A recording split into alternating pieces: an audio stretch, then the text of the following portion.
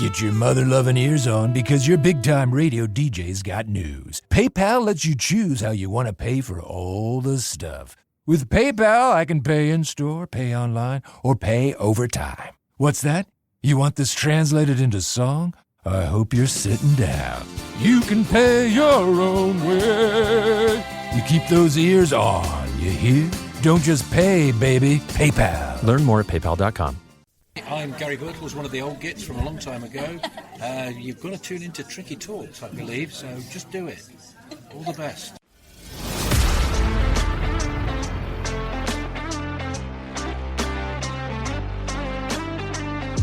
Robertson, the first time we've seen them attack them, and there's Francis!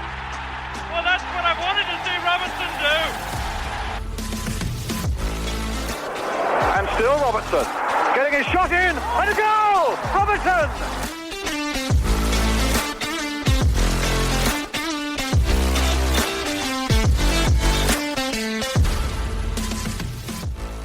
Hello, welcome along to the Tricky Talks podcast as Forest's unbeaten run under Sean Dyche comes to an end after a 2-0 home defeat to Brighton. We'll talk about that and look forward to a very important game against Wolves this coming Wednesday. Here with me to chat all of that is Chelsea. How are you doing? Yes, not too bad, thank you. Wish that was a win, but never mind, we move on. We do move on, and we move on to Kate. How are you? Yeah, I'm all right. Reflecting on it all. Yeah. And last but not least, Mollo is here to join us all as well. How are you, sir? Yeah, all good. Nothing we didn't expect, or I didn't expect. So we move on. We do move on. Let's get straight into it then. And to quote Sean Dyche, Forest were miles off it, was his immediate post-match summary. And he's absolutely spot on, wasn't he? Because they were very slow out of the blocks. Brighton dominated the first 20 to 30 minutes, and as you put in the group message, Mollo, it could have been 3 or 4-0 by half time, and I don't think that's an exaggeration. I think you have to give Brighton some credit, but the thing I'm interested in is why Forest was slow out of the box. What's the rationale? We'll start with you this time, Mollo, because I know you've watched the game back.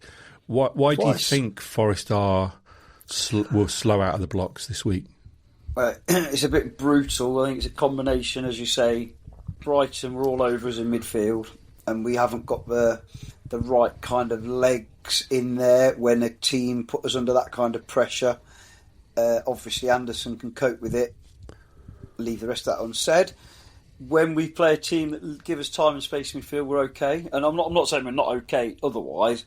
But there are certain players, like you say, that were miles off it. It wasn't just one player. Of course, it wasn't in that first 20 minutes. Clearly, the back four were very, very open, very susceptible for whatever reason. Nico got ripped a new one for 20 minutes by Minter. Yeah. And then the front two, they weren't. I think I heard Dyche's interview on the way home. He was talking about tactically getting it right with the front two, when to. I guess what he meant was when Gibbs-White drops into midfield, because Gibbs-White had a really good game watching it back.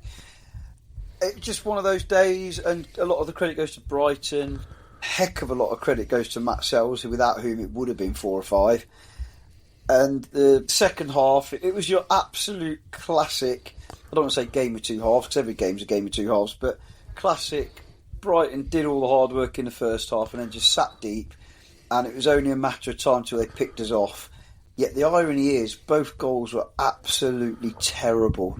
Just pumped it long, lost the header, or didn't head it, messed it up. Comedy of errors for the second one, I know, which was done and dusted, but awful defending. But the goals they could have had was frightening. The chances that they missed and the chances where Sells got us out of it, as opposed to we did an awful lot of really good build-up play in the second half. Huffed and puffed, put lots of crosses into dangerous areas, overhit quite a lot of crosses as well. Even the lads who came on and made a massive difference, still the crossing wasn't really up to it on the whole.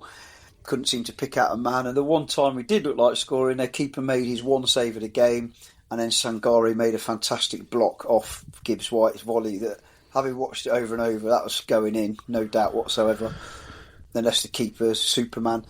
It was just one of those days. What can you do? We just haven't got that complete performance there, have we? It was 90% of the way there once we got back in.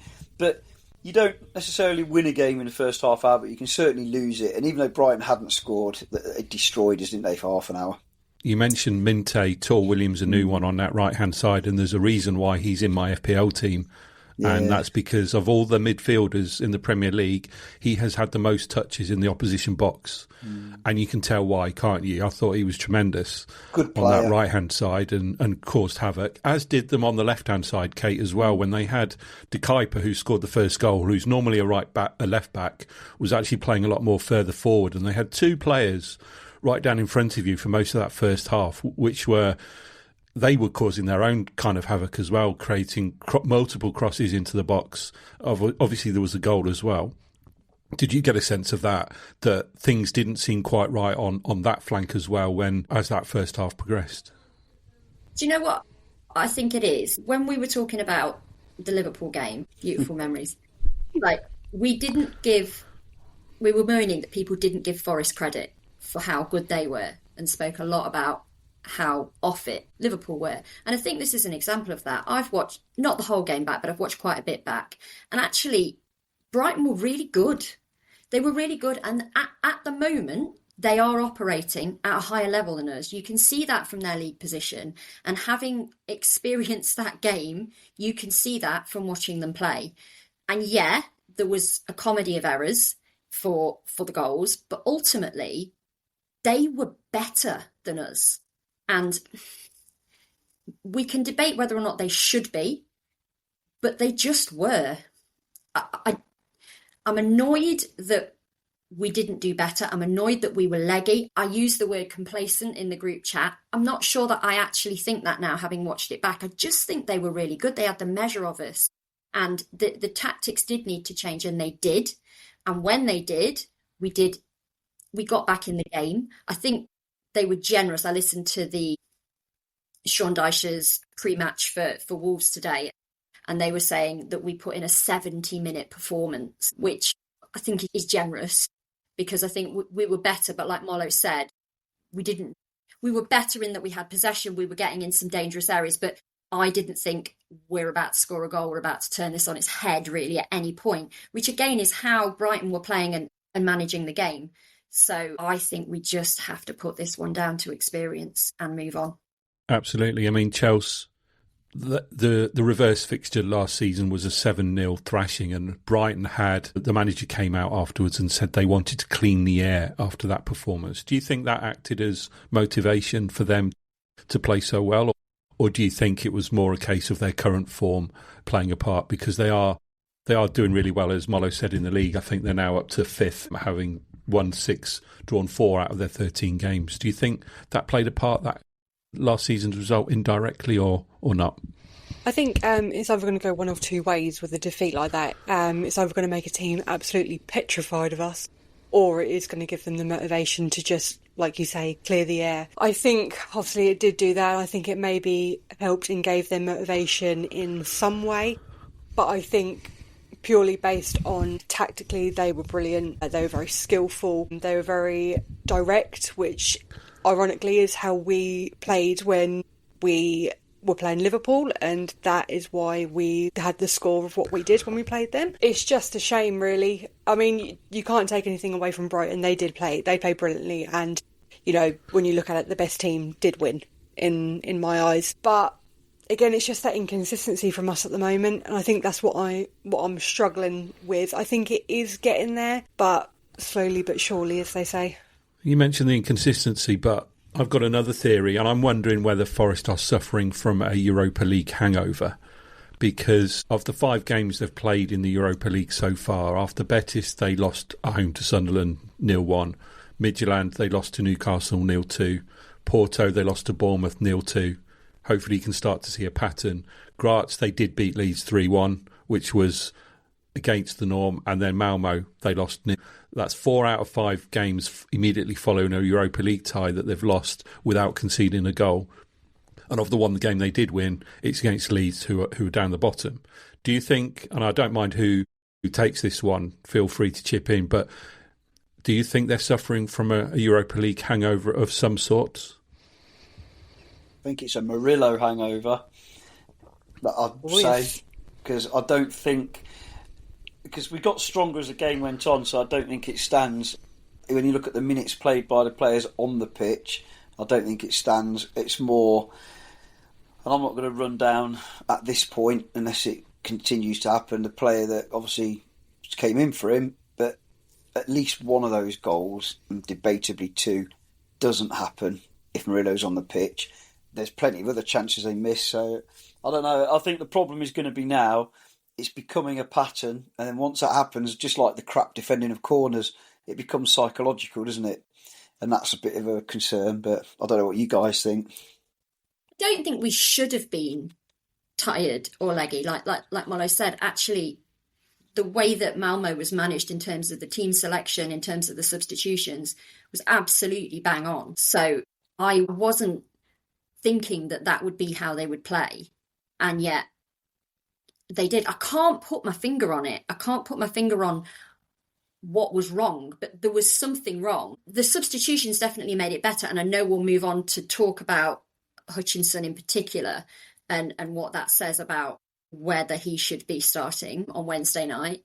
It's another debate to have, isn't it? The fact that you can make those substitutions and come into the game much better would suggest that maybe Dyche did get that wrong, whether that is, again, psychological or not. But then he's said, hasn't he, why would you change a team that go to Anfield and win 3-0? And I think I said that on one of the previous podcasts, if it ain't broke, don't fix it.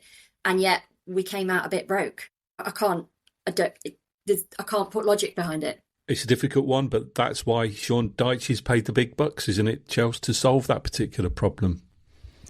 Yeah, it is. And I think personally what I struggled with the most, and like Molo said, we were missing Murillo, and I think that did speak loud and clear to every Forest fan who was watching that game, or even just the highlights. Let's be honest, I think any Forest fan could say just the goals in general. We knew we were missing Murillo.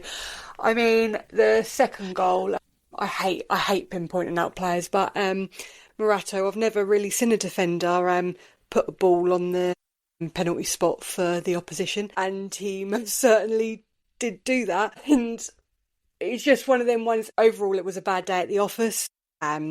It was more of a worse day at the office for certain players. But like you said, I think Dyche is probably more frustrated than what we all are combined. He knows. He was open and very honest about it, which sometimes not many managers are. Be very quick to blame others. So hopefully that can all be sorted out by Wednesday. I did watch the pre-match conference with him today, and I think he was saying Murillo had a virus, that's why he missed the game. So he said that he should be okay for Wednesday. So fingers crossed all is well on that back four for Wednesday. Yeah, you touched on Morato there, Chelsea, and you alluded to him as well, Molo, and the fact that for me it's kind of that sort of performance reinforces the view that A, how important Murillo and Milenkovic are, B, how difficult it is to cope without either of one of those, that's B, and then C, that Morato will always be a backup and you can't ever see him forcing his way into the starting 11 on a regular basis. That reinforces that view, that performance. Don't get me wrong, he's been solid enough up to now, but though that mistake for the second goal was inexcusable, I don't know how, as Chelsea said, how you could effectively place the ball and tee it up for an attacker with a back heel. With a back heel on the edge of your own box, facing away from goal. It was just inexcusable, really. And you're right, Murillo and Milenkovic don't make those sorts of errors. So for me... say that, most goals can be 2 or 3 errors compounded, but that was an incredible 3 errors. Let's be fair, he's been absolutely immense, but Milenkovic should have headed the ball. He bounced over him. Why isn't he heading the ball? Apparently it's a communication thing. Then Morato's done that weak header back, then he's recovered, managed to get the ball because it was a rubbish touch by their lad, and then he's done a little drag back for them. It was insane. Going back to Sean Dyche, if you don't mind me doing that, I think he absolutely called it, and he said 2 things in his interview that really stuck out for me that I was fearful of beforehand. One was after the Lord Mayor's show with those last 2 games, and the other, and he actually said this, and you know what it's like when you're playing this type of game. Not that I've ever played the Premier League, but you know what I mean. This type of any game, doesn't even have to be football. When he said people were kind of just looking at each other and thinking, and as soon as you do that, as soon as you hesitate in any sport, and in football, in midfield in particular, you're going to be second best, aren't you? And that was absolutely clear to see. And what was it he said? If anyone else heard the interview, he said to the players at half time about nobody's going to give you anything in this league, you've got to earn it, blah, blah, whatever. And that was the difference, wasn't it? We won some tackles in the second half, some folk. And the referee went more, he was marked less in the second half, and it went well, if you know what I mean. So it was better. But like Kate said, it was a lot of huff and puff with no end product, though, wasn't it, in the end? That's a nice segue into my next thing I was going to talk about, is that are we missing Chris Wood? Now, I know to a certain extent it's been covered up by the fact that they've scored goals. They got 3 against Leeds, 3 against Liverpool, 3 against Malmo. But Jesus has not yet scored in the Premier League. Neither has Callum Mwendo.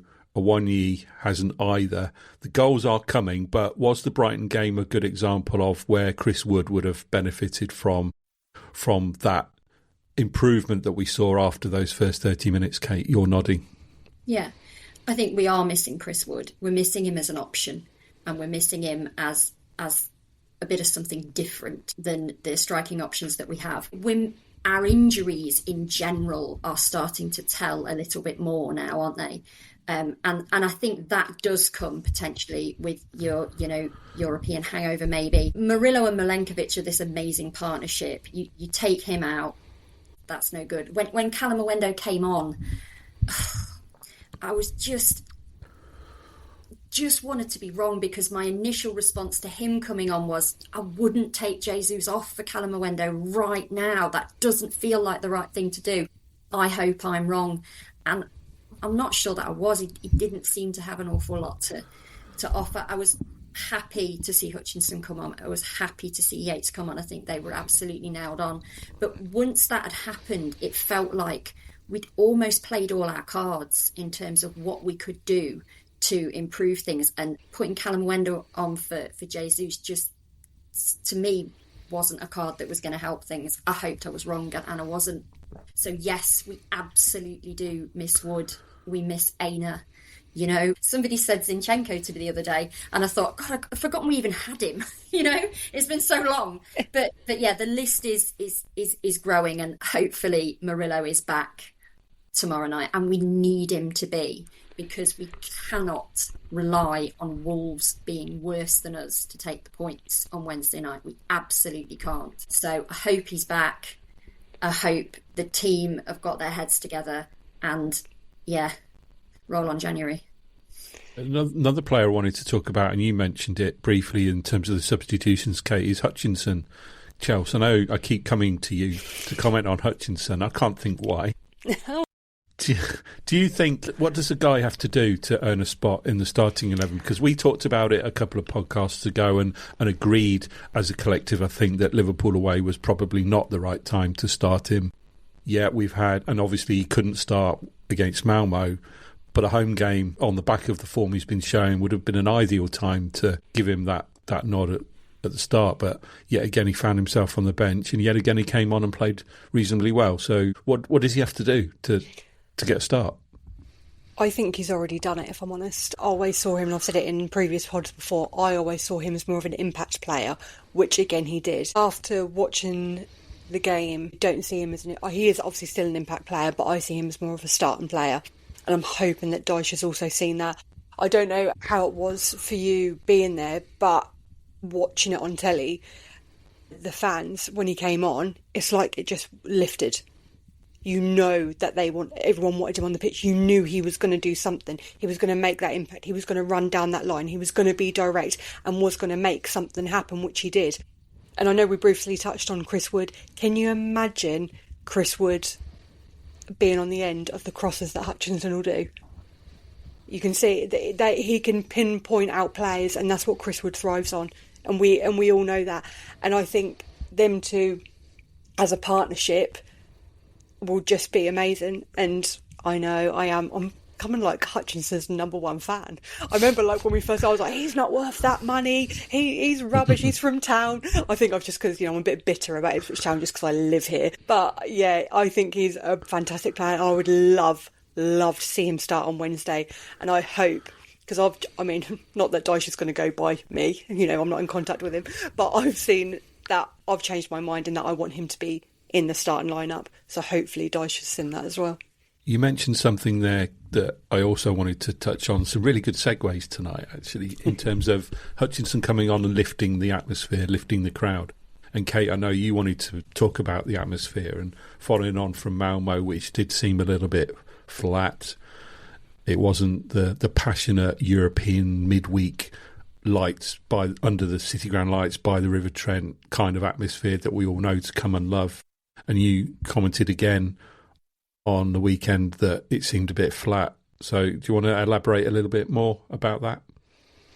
So first of all, I sit in the Peter Taylor stand. I sit in the family stand, and it isn't the central hub of the City Ground's atmosphere by any means. It's not. But you can still feel the atmosphere within the ground, okay? And what we tend to find is it either filters from A block to us, or from the Trent end to us, or it could, it sort of all filters to us. And when it reaches us, if we're singing as well, then it's an absolutely banging night. Kate, I thought you'd be the hub of all the chanting coming from that family stand. I am very much the loud mouth that sits in that area. You will be surprised to know.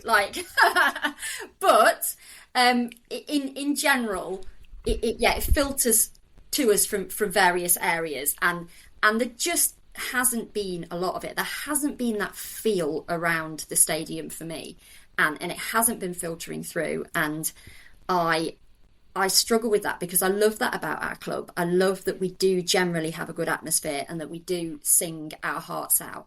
And myself and the people I was with were the only people left sat on our entire row when the full-time whistle went on Sunday, and that's never happened before. And that was quite a moment of, oof, there's something not quite right here. And then when I got home, and you're not going to like this, Mollo, there was even stuff on social media about how A block was quiet and has been quiet. And I mean, I don't know because I'm not close enough to be able to say, but I thought, my goodness, if we're talking about A block being quiet, then maybe there is a bit of a problem that needs fixing here. Because I had to sit in T block. Is it? But it just, I don't know what that is, because Sunday aside, we beat Malmo 3-0 and we have been on a bit of a run. And I think as a fan base, we definitely have been lifted by the Dyche, Wone and Stone, incoming. So I don't know why it's not there. I want it to be back. You are normally in the hub of all the chanting Mollo, sat in A block, led by Seatman of all people as well. So you have that week in, week out at the City Ground. Obviously, you just said you sat in T block right opposite. Did you feel a difference sat where you were in the atmosphere, either what was coming directly from A block or from around the stadium in general? Well, to start off with, it was quite loud where I was, but unfortunately it was mostly Brighton fans. And credit where it's due. What was it? Obviously they were singing at Albion and it was 7-0, 7-0. And then towards the end it was 7-0, who gives whatever, 2-0, Brighton over Albion with 2-0 up. I thought, fair play to them. Yeah. It was actually not that as bad as I expected. I've got to, hang on, one thing I have to add, it was proper cold. I've not been that cold for a long time at football. And bearing in mind when I left the house, I thought I was going in A block and then ended up going in the T block, sat right at the front, kept appearing on telly when I watched it back. I was like, oh no. My favourite was when the referee, there was a free kick and the referee came over and I stood there going, book him. He'd already been booked. But no, there was a bit of that. Malmo, you've got to remember, there's a lot of not regulars because not all season ticket holders took up the offer or took up their seat. Because for various reasons, cost, saving themselves for later rounds, I don't know, I'm not going to judge. Because it's got to a point now where you can't judge. And you know this as well as anyone, Simon, because of the sheer cost of whether you're going home or away, if you're paying for tickets, and I know I've got a season ticket, but I still have to pay for other members of my household that haven't got the season ticket. It's very, very expensive. and with all due respect to Malmo, the occasion was great before the game and at the start, but they were a League One side at best, and you've been asked to pay. One of my friends didn't go because he sits a couple of blocks in the middle, the posh seats in the middle of, posh view. It was £70 he was being asked to pay to watch a League One team. So that's part of it for the Malmo game. It came across reasonably well from A Block until we went behind. There wasn't much to sing about in that first half hour. I'm of the opinion, I'm from old school, that you get behind the team when they need you most. And we've seen it on occasions, particularly towards the end of our promotion season. I'll never forget that occasion. And I was stood next to the guy. Remember when we were 2-1 down against Sheffield United at home, and it was extra time, and it looked like we were on our last legs. And the guy next to me, he knows who he is, just started singing on his own, Forest of Magic, on and off of it. He just wouldn't stop, and gradually it joined in. And then before you knew it, the whole crowd were driving him home. And I was, we saw that a lot in the first couple of years when we were fighting relegation. Maybe there's a sense of entitlement because we've established ourselves. And also, I saw an interesting one on that. There's a lot of people in the ground who don't even know the words to our anthem. They're still singing things like "Sea" and "Mulla Kintyre" and don't know. I wouldn't have a clue what the real first verse was. And I know that sounds really minor, but if you've got people who don't know the words, they're not going to sing the songs, I suppose. Yeah. I did want to mention that because Sky Sports are really, really good at allowing you to hear the anthem pre-match. The commentators stop talking, particularly Seb Hutchinson is good at doing that. Darren Fletcher's good at doing that when it comes to Forest games. And they allow you to listen to Mull of Kintyre, which for us Chelsea's, we sit at home watching for most games. It's great. And we stand up and join in sometimes, depending on who else is around the house. But the Sky Sports cameras focused on a section of the crowd as Mull of Kintyre was playing, and half of them were interested in taking photos of the cameraman filming them, or they were filming Mull of Kintyre around the stadium. They weren't holding up the scarves and they weren't joining in. I just thought that was a little bit weird. I have to say, Mollo, I've seen that post on social media as well, and I didn't know the Liverpool-y bit, so I'm going to sit and learn that. I think everyone should. It should be homework for anyone who doesn't know it. So I sing from the start. So I sing Mull of Kintyre or Mr. Running In, and then it goes into City Ground. That's what I sing. That's what I've always sung. The bit that when it pauses and we all start with City Ground is always City Ground, and I don't sing C. But I always sing the first bit of Mull of Kintyre. So if I'm wrong, then please do correct me. I'm doing right now. I'm correcting you. Yeah. It's City Ground. Far have I travelled, much have I seen. Goodison, Anfield are places I've been. Yeah, they don't sing that. They don't sing that. No block sometimes, but it's only usually about 50 or 100 people. Some away games it gets sung, very occasionally. It just depends if you've got enough of the old boys there as well, doesn't it? Yeah, I thought they were a little bit naughty at the start of the second half, playing the music after the kick-off, because you're supposed to cut the music the moment the game starts, and it did seem to go on for quite a few seconds after that. Not that I'm complaining, because it's always nice to hear Mull of Kintyre, but yeah, I thought they were a little bit naughty in doing that. But right, let's move on, shall we? Whilst we've got you, Mollo, should we do Mollo's moment, if there is one? No, Joe, I've completely forgotten about this week, so I'm going to go for the unbelievable bit of Geordie Maradona's skill on the where I was sitting to my right, on our kind of right wing, I suppose, where he just absolutely left the guy for dead. I know Omari did it as well with some traditional wing play, but it was like he was playing futsal with a bunch of kids. It was absolutely taking the mic. I know there wasn't much of an end product and whatnot, but that little bit of skill was the moment of the game, really. It was great. Right, very quickly then, should we do man of the match? Start with you, Chelsea. If there is one. Well, yeah, exactly. Usually I'm like, bang, I know exactly who it is. But I was stuck between Anderson and Hutchinson this week, so I'm going to go Hutchinson.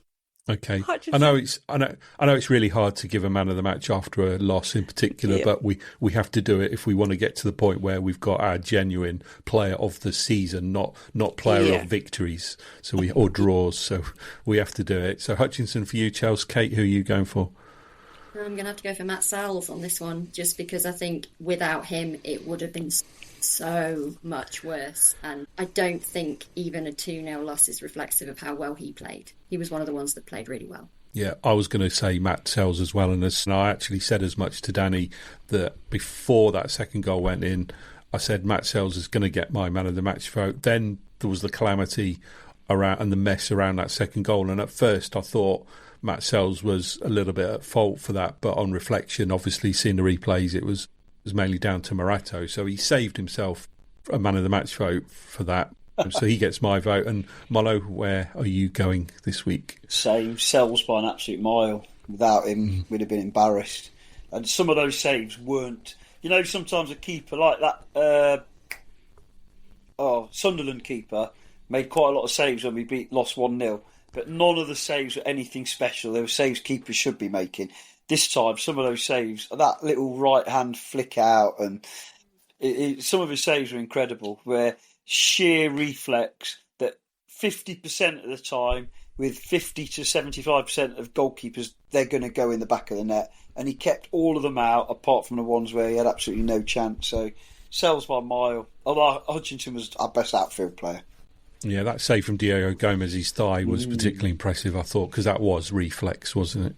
That was okay. Right, on to the quiz, then, Kate. What have you got for us this week, please? Okay, so I would like you to name the starting lineup from the last time we played Wolves away. Oh, God. Have a think about it. We'll come to it at the end. Yeah. Okay. It might not be as difficult as you might think, I suppose, given the consistency of how there was so many players that played so many minutes over the course of a season. You could probably pick all of those players, and that was a lot. So yeah, let's park that one. Okay, FPL update this week, Chelsea. Yes, right, FPL update. Me and Kate are in the same boat this week, aren't we, Kate? And Kate is very much frowning, as am I, because we both, as anyone would, if Haaland is playing Leeds, you think, seize the opportunity for a triple captain. That was me and Kate, and how many points did we get, Kate? A grand total of 6. Yes!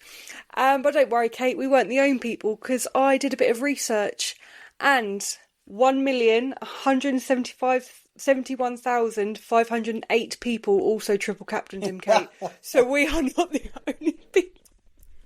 You know, I could see it. When we were talking about whether or not to do it, I could see that Facebook post that you get where it shows a picture of sad people saying, how do you feel after triple captain? I could see it, and yet still, I played that chip. I am so bad. I'm nearly as bad at FPL as I am at the Podcast Prediction League. No. Now. And we had 1 million people played Salah as a triple captain, and 690,000 played João Pedro as a triple captain as well, Chelsea. Didn't know whether that was part of your research, but huge numbers. Yeah, they were. Well, it did get to that point for me where I was going, I've had enough of FPL now. And I did throw a bit of a tantrum, to be honest. But that's all right though, Kate, because isn't it after game week 19 then we get all our chips again, isn't it? Yeah, we can get another 6 points and do it again, yeah. Yeah, that made 12. Was that 6 points from Haaland? Oh, yeah. So you got 2 points. Two times 3 points. That's probably better than most of my players, to be fair.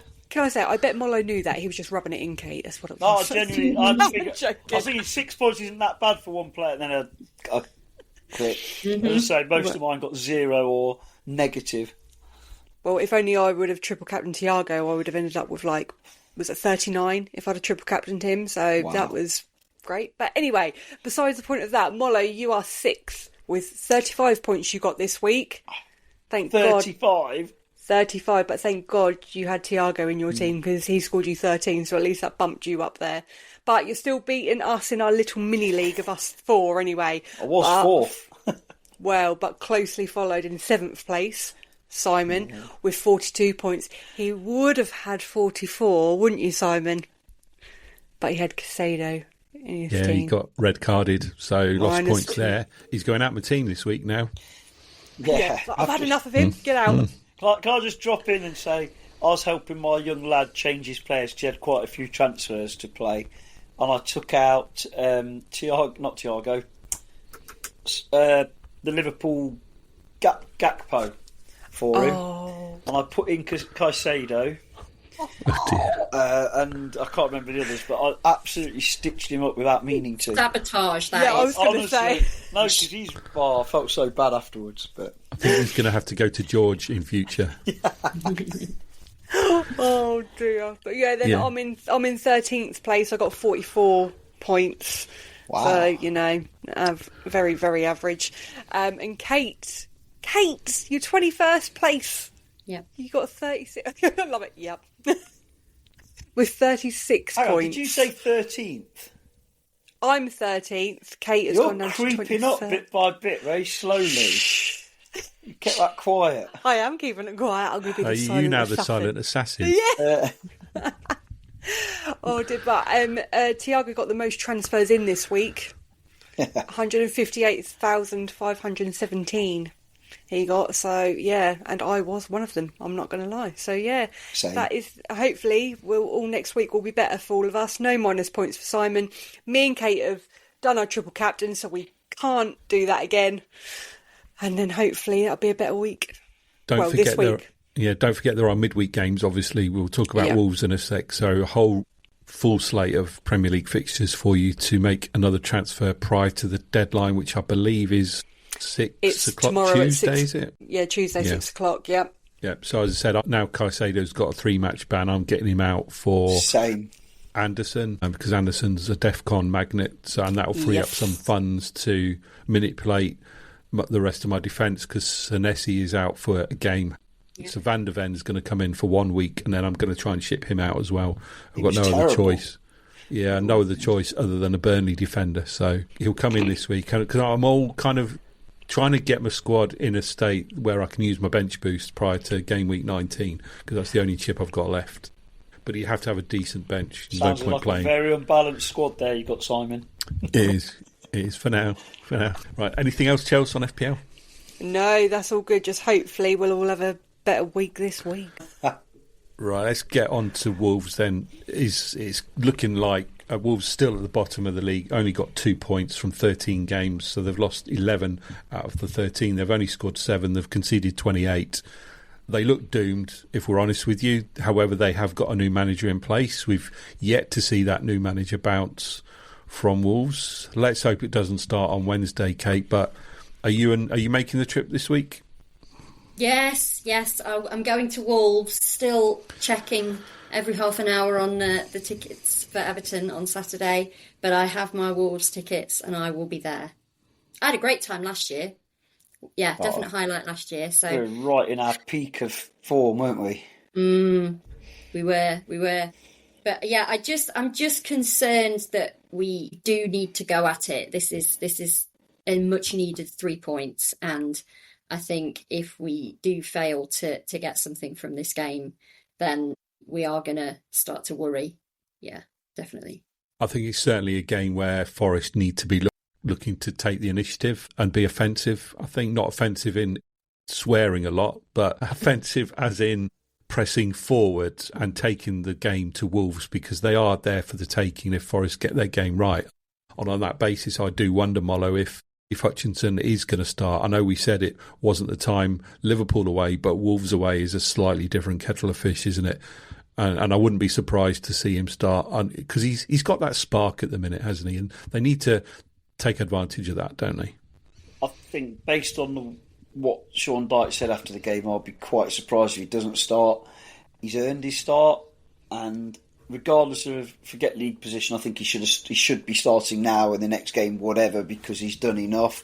And I'm not normally one for dropping a player after 1 week game where Ndoye really didn't have a good day at the office either. We didn't mention him earlier. But be wary. I watched the extended highlights of Wolves Aston Villa, and Villa were very lucky. Wolves should have got something out of that game. Same. And I looked at that and I said to when I was watching, I said, why are they starting to play now just before we play them? So I don't want to say I'm terribly nervous. That's ridiculous. You've nailed it. Start well, go at them. Probably 2 wide men, whoever they might be. Hopefully Hutchinson will be one of them. I think the 2 who start the second half give different but really good problems. So I'd go with that. I'll probably make 1 or 2 other changes elsewhere. You won't be surprised where one of those might be. Obviously centre half if he's fit, and take it from there. And see, we've got enough to win, but that doesn't mean we will win. We had enough to win on Saturday, but we didn't play as we should or can. See, I've said a few times about feeling that Ndoye needs to be stronger, and you might not think that Hutchinson's going to offer that, but did you see that shoulder barge? This little guy, he's a little guy, let's be honest, isn't he? And he proper went for it. And who was it? I don't know the Brighton players. Can't remember. But he absolutely clattered him. And I thought, go on, get in there. That's what we want to see. That's what we want to see. So, yeah, get him on there. Get him shoulder barging. And I agree. I think he's got to start. It looks like, Chelsea, that according to Deitch, and you perhaps can shed some light on this, that Gibbs White is also in a good position to start as well, according to his presser earlier. Is that right? Yeah, I think Gibbs White, I don't know what it is. I do feel like he's a fantastic player, but I do feel like at some points he was trying too hard, and I've said this before in other podcasts, and I don't know whether the pressure is off him a little bit more now because he's not in the England squad maybe, or whether he does feel more pressure because he's trying to prove himself. I've got no idea, but I do think he has just gone up on that level anyway, and without a doubt he's got to start. I mean, I don't even know how many chances that he had in the Brighton game, but it was, again, on another day, they would have gone in. And it would have been... Oh, sorry, Mum, I thought you were going to say something. No, I was just going to say, talking of Gibbs White and Wolves, has anyone seen that clip from the fixture last season where it's a social media clip of a Wolves fan behind the goal who just happens to be filming as Forrest are attacking and as Gibbs White scores, and she's giving her own commentary in this Wolverhampton accent about... Oh, he's going to score. I don't believe it. I hate him. I haven't seen that. And then he scores, and then they all say, oh, just hate him, all that sort of thing. It's absolutely hilarious. I knew it. Yeah. Oh, I'll have to watch that. If you get a chance. Yeah, it's a very, very good clip. They just happened to be filming at that moment he scored, and obviously he did his special study as well. So, great clip. But it looks like he's going to play, hopefully. How much do they rely on him, Kate, this week? Considering he's got perhaps that extra motivation because it is Wolves. So I read it was a problem with his back that kept him out of Malmo, and possibly he did look a little bit when he came off, didn't he, on Sunday. But yeah, in the press conference, he seemed to say that both Murillo and Morgan were going to be available, and everybody wants to see Morgan Gibbs White go to Wolves and score. Of course they do. Like, We've always championed him, haven't we? And, you know, he's had so much stick and all of it has been nasty. I mean, hopefully that's not going to happen. Hopefully enough time has passed now and it's not going to be a feature. But, yeah, he is. He's back to his best, I think, in general at the moment. And when Morgan plays well, we play well in general. So, yeah, I hope he does start. And I look forward to seeing a little bit of this, let's hope, on Wednesday evening. Right, I just made reference to that game they played last season at Wolverhampton, and of course it's your quiz this week, Kate, your question to name the team. Should we get back to that now? Yeah, go. I mean, I think a lot of it, as I said, is going to speak for itself. You're going to have Matt Sells in goal. I think the back four is going to be Aina, Williams, Milenkovic and Murillo. Yeah. Gibbs White obviously played and scored. Only Chris I would Wood. imagine Chris Wood scored. I would imagine probably Anderson played. Yeah, he did. Question is, would it have been Sangari or Yates? I reckon one of the two. Or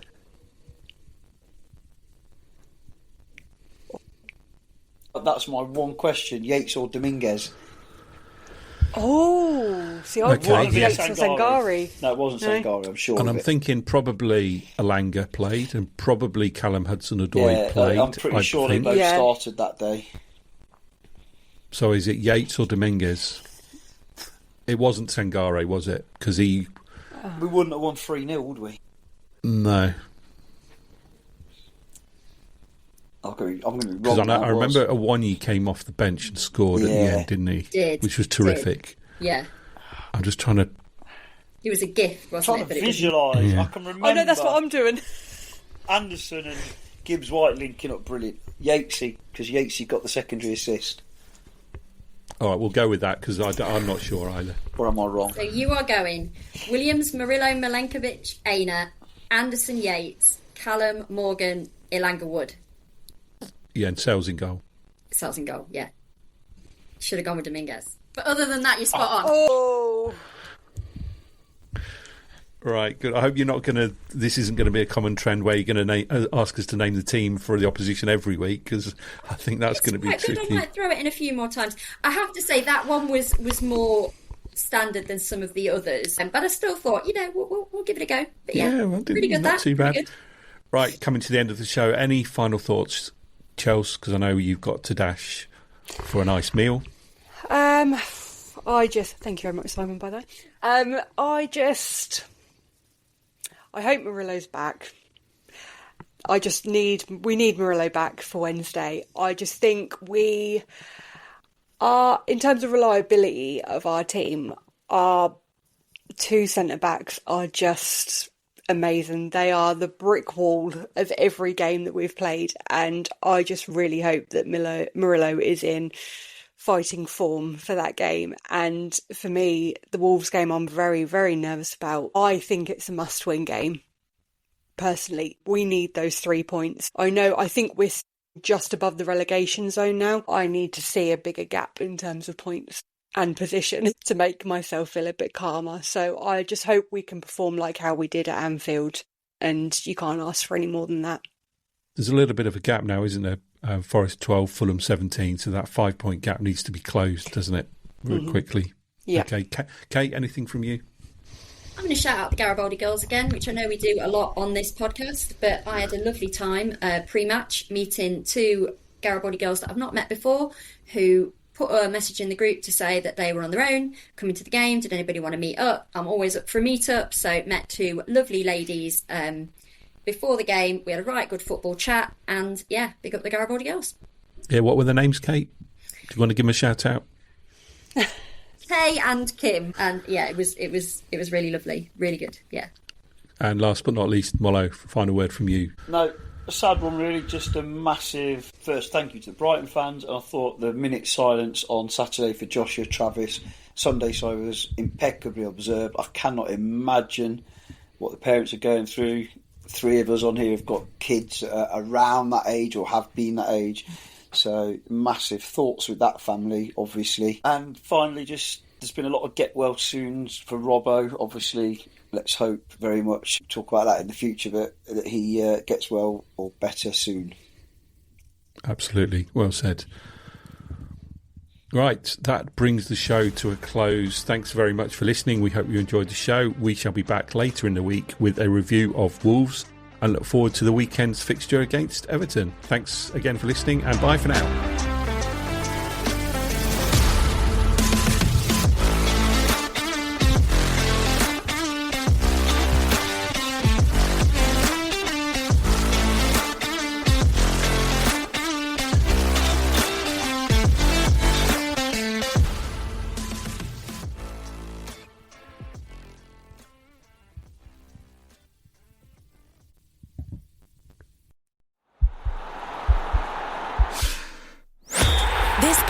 Is part of the Sports Social Podcast Network.